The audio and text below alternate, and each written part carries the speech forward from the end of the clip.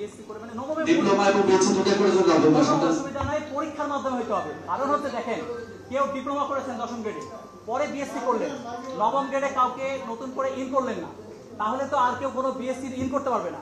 আমরা বলেছি কি এখানে অন্য কিছুই না, ডিপ্লোমা করুন, উনি যাই করুন, ডিপ্লোমা করে বিএসসি করলে সবাই সমান, ডুয়েট ডুয়েট ডুয়েট সবাই সমান।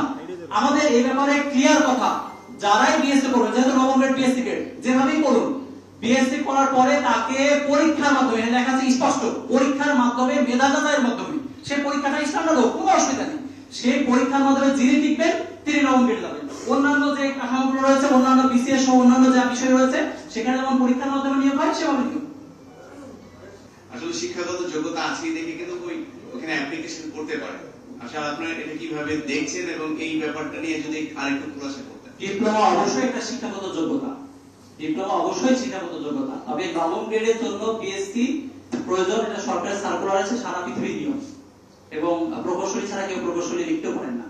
তো সুতরাং ডিপ্লোমা অবশ্যই শিক্ষাগত যোগ্যতা, এসএসসি শিক্ষাগত যোগ্যতা, এইচএসসি শিক্ষাগত যোগ্যতা, ডিপ্লোমা করার পর বিএসসি করা সেটা একটা সুযোগ রয়েছে, এটা অবশ্যই শিক্ষাগত যোগ্যতা। কিন্তু যেই পদের জন্য যেটি প্রয়োজন সেটি অবশ্যই তাকে এই সুযোগটা দিতে হবে, এটা আমাদের বক্তব্য, এটা অবশ্যই শিক্ষাগত যোগ্যতা।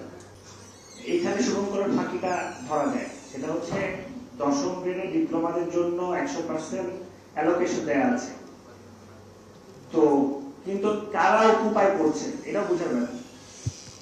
আপনি দেখবেন 10ম গ্রেডে কারা নিয়োগ পেয়েছে, ডিপ্লোমা করে ডুয়েটে বিএসসি করেছে 4-5 বছরে, তারা বিএসসি কমপ্লিট করার পরে 9ম গ্রেডে কিন্তু কমপ্লিট করার কথা, কিন্তু তারা তাদের ডিপ্লোমা সার্টিফিকেট ইউজ করে কিন্তু 10ম গ্রেডে ঢুকছে।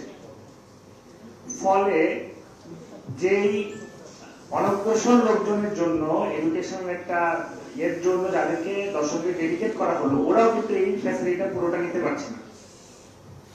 আপনারা ধরতে পেরেছেন নিশ্চয়ই।